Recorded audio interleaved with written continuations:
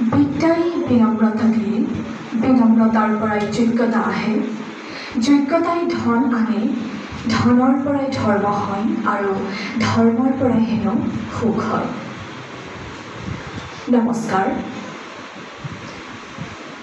Guwahati press club প্ৰেক্ষাগৃহত অনুষ্ঠিত নিৰ্মল শৈক্ষিক ন্যাস আৰু সপ্তক সংগীত কলা বিদ্যালয়ৰ সহযোগত অনুষ্ঠিত আজিৰ শুভ অনুষ্ঠানত শ্ৰদ্ধাৰ অধ্যক্ষ মহোদয়কে প্ৰমুখ্য কৰি সঞ্চালক মহোদয় আৰু বিষয়ববীয়াসকল, অনুষ্ঠানটিত আসন অলংকৃত কৰা বিশিষ্ট সাহিত্যিক তথা চিকিৎসক শ্ৰদ্ধাৰ চৌধুৰী ছাৰ, এগৰাকী বিশিষ্ট সাহিত্যিক তথা প্ৰশাসনিক বিষয়া শ্ৰদ্ধাৰ মালাকাৰ ছাৰ, লগতে মঞ্চত আসন অলংকৃত কৰা নিৰ্দিষ্ট গ্ৰন্থ বিষয়ক আলাপৰ লগত সংগতি ৰাখি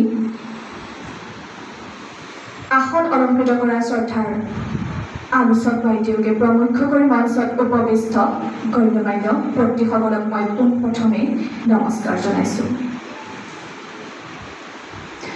আচলতে এখন গ্ৰন্থৰ বিষয়ে যেতিয়া আমি আলাপ বা আলোচনা কৰিবলৈ যাওঁ তেতিয়াহ'লে আমি পোনপ্ৰথমে এটা কথা মনত ৰখা উচিত যে এজন ব্যক্তিয়ে আপোনাৰ জীৱনত বিশ্বাসঘাতকতা কৰিব পাৰে। এজন ব্যক্তিয়ে আপোনাৰ জীৱনত বিশ্বাসঘাতকতা কৰিব পাৰে, কিন্তু এখন গ্ৰন্থই সেইজন ব্যক্তিৰ জীৱনত এগৰাকী ভাল বন্ধু হিচাপে থিয় দি সেইজন ব্যক্তিৰ জীৱনৰ প্ৰতিটো দুখ, দুৰ্দশা, কষ্ট, পংকিলতাৰ পৰা পৰিত্ৰাণ পোৱাৰ পথ সুগম কৰিব পাৰে।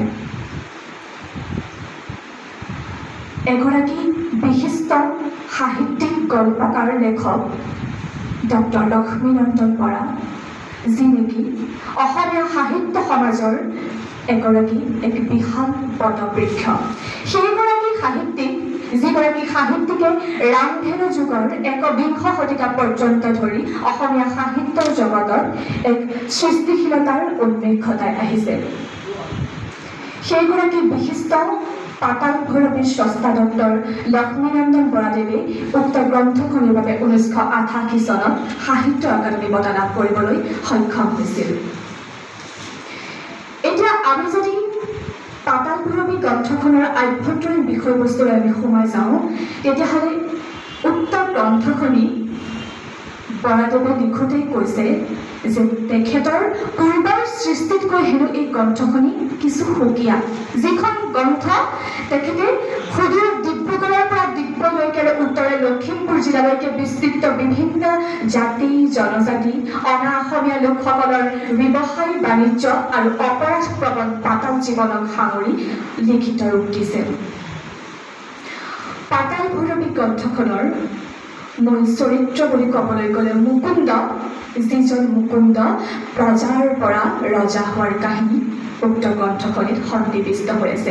যিখন গ্ৰন্থত সন্নিৱিষ্ট হৈ আছে সমাজৰ বহুতো অলিখিত কলা অধ্যায় আৰু বাণে জৰ্জৰিত হোৱা অসমৰ লোকসকলৰ দুখ দুৰ্দশা। পাতাল ভৈৰৱী গ্ৰন্থখনিৰ মূল চৰিত্ৰ যি মুকুন্দ, তেওঁ কান্ধুলি জিলাৰ এগৰাকী অতি সহজ সৰল ব্যক্তি, কিন্তু সেইজন ব্যক্তিৰ জীৱনত কিছুমান কলা আন্ধাৰে আৱৰি ৰাখিছিল ক'ত? পাতাল জগতত। সেইজন ব্যক্তি সময়ৰ কালচক্ৰত পৰি সোমাই পৰিছিল পাতাল জগতত, আৰু সেইখন পাতাল জগততে কি হ'ল?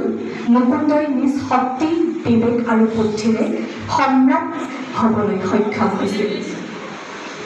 কিন্তু মুকুন্দ যেতিয়া সম্ৰাট হৈছিল সেইখন পাতাল জগতৰ, তেখেতে অনুভৱ কৰিছিল সমাজৰ দুখ, দুৰ্দশা, অন্যায়, আচাৰ ব্যৱহাৰ, আৰু অনুভৱ কৰিছিল পাতাল জগতত ঘটি থকা কিছুমান অপৰাধ প্ৰবণ ঘটনা।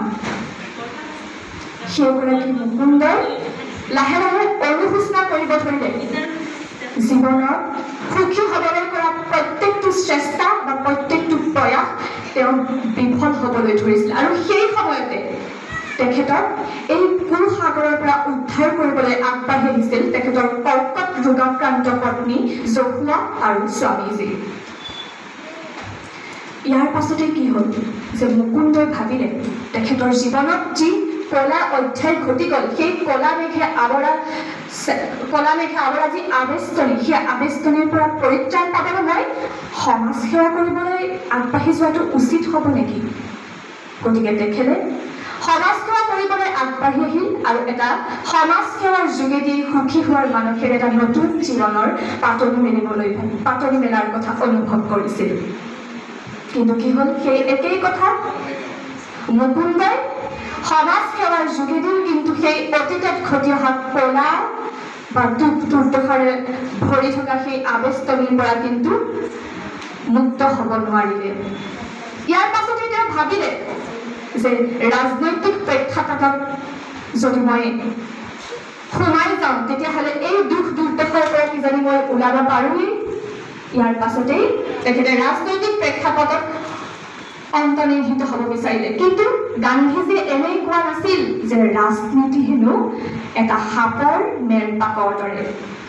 সেই ৰাজনৈতিক প্ৰেক্ষাপটতো কি হ'ল যে মুকুন্দ এগৰাকী অপৰাধ প্ৰৱণতা বা কুচক্ৰৰ বলি হোৱা অপৰাধী হিচাপে বিবেচিত কৰা হ'ল।